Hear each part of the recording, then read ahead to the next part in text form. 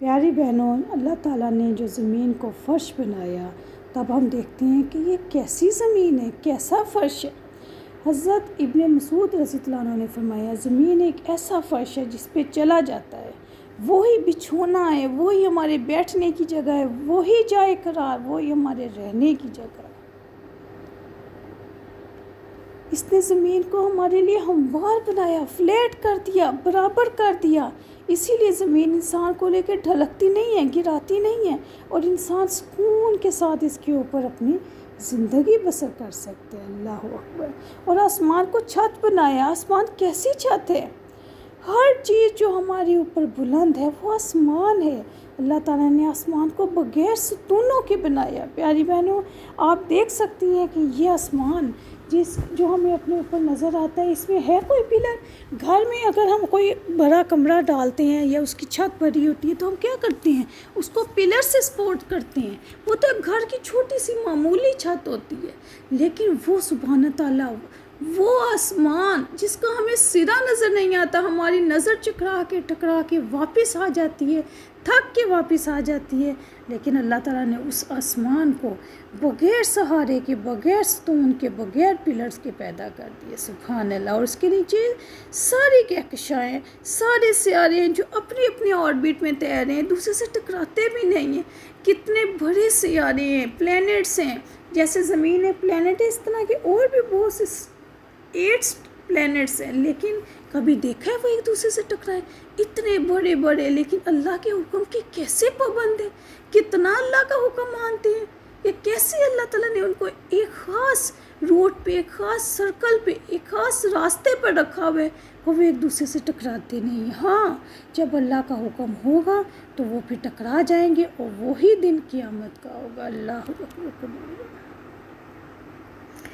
रब्बुल इज़्ज़त ने फरमाया सूरत मोमिन आयत नंबर 57 में, यकीनन आसमानों और ज़मीन का पैदा करना इंसान को पैदा करने से ज़्यादा बड़ा काम है। इंसान क्या है? सिर्फ 5 या 6 फुट का इंसान, और ये बड़ी से बड़ी चीज़ें जो इंसान अपनी सारी ज़िंदगी में कवर ही नहीं कर सकता। हम तो एक ज़मीन घूम कर नहीं देख सकते एक ज़िंदगी में। और प्यारी बहनों, इसी तरह की 7 ज़मीनें और हैं गहराई में, इसी तरह के 7 आसमान और हैं। हम तो एक आसमान नहीं घूम सकते। हमें तो इतनी उम्रें ही हमारे पास नहीं, इतना तो फ्यूल ही नहीं है हमारे पास कि हम किसी रॉकेट में बैठ के भी ये आसमान पूरा घूम सकें। अल्लाह अकबर कबीर। सूरह नाज़ियात 27 आयत नंबर 27 में अल्लाह ताला फरमाते हैं, क्या तुम तख्लीक में ज़्यादा मुश्किल हो या आसमान? अल्लाह ने इसको बनाया, फिर अल्लाह ताला ने ऊपर से पानी बरसाने के लिए कैसा इंतज़ाम किया। क्या इंतज़ाम है? ऊपर से पानी कहाँ से आता है? कोई अल्लाह के पास नलका लगा हुआ है? नहीं। अल्लाह ताला के हुक्म से सूरज की हरारत की वजह से, सूरज की जब हीट पड़ती है पानी के ऊपर, समुंदर के पानी के ऊपर, तो वो भाप बन के, स्टीम बन के ऊपर चला जाता है आसमान पे।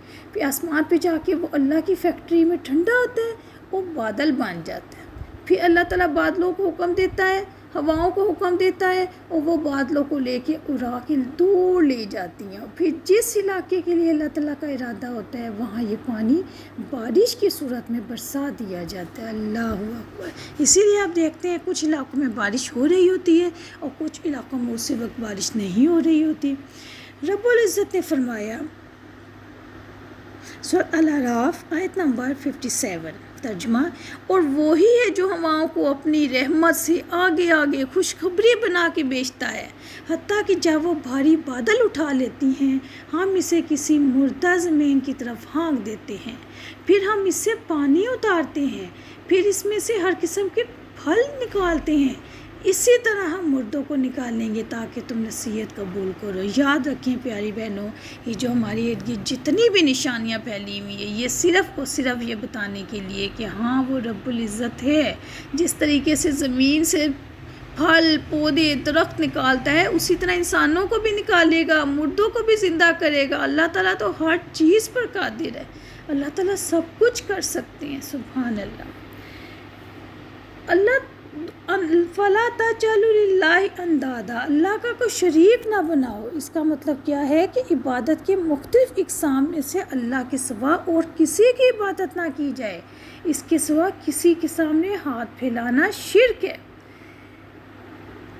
اللہ کے لیے ہی قربانیاں کی جائیں، اللہ کے لیے ہی صدقہ کیا جائے، اللہ کے آگے ہی سجدہ کیا جائے، اللہ کے لیے ہی مال خرچ کیا جائے، اللہ پر ہی توکل کیا جائے، کسی اور پہ بھروسہ نہ کیا جائے، اللہ کا ہی خوف رکھا جائے اور اللہ ہی سے امید رکھی جائے۔ سبحان اللہ۔ سورہ یونس آیت نمبر 31 میں اللہ تعالیٰ فرماتے ہیں، ترجمہ آپ کہہ دیں، کون تمہیں آسمانوں اور زمین سے رزق دیتا ہے؟ یا کون ہے جو کانوں اور آنکھوں کا مالک ہے؟ اور کون زندہ کو مردہ سے نکالتا ہے اور مردہ کو زندہ سے نکالتا ہے؟ وہ کون ہر کام کی تدبیر کرتا ہے؟ تو جلد ہی وہ کہیں گے اللہ تعالیٰ۔ اوہو، تو کیا تم ڈرتے نہیں ہو؟ تم جانتے بھی ہو وہ خالق ہے، وہ رازق ہے، پھر کیسے اللہ تعالیٰ کے ساتھ دوسرے معبودوں کی عبادت کر دیتے ہیں؟ تو پیاری بہنوں، ان آیات پہ ضرور غور کریں، اللہ تعالیٰ کی نعمتوں کو محسوس کریں اور ہر لمحے اللہ کا شکر ادا کریں اور اللہ کی محبت کو اپنے دل میں اور زیادہ مضبوط کریں انشاءاللہ تعالیٰ۔ اللہ تعالیٰ ہمیں دین کی صحیح سمجھ عطا فرمائے۔ السلام علیکم ورحمۃ اللہ وبرکاتہ۔ سبحانک اللہم و بحمدک، اشہد ان لا الہ الا انت، استغفرک و اتوب الیک۔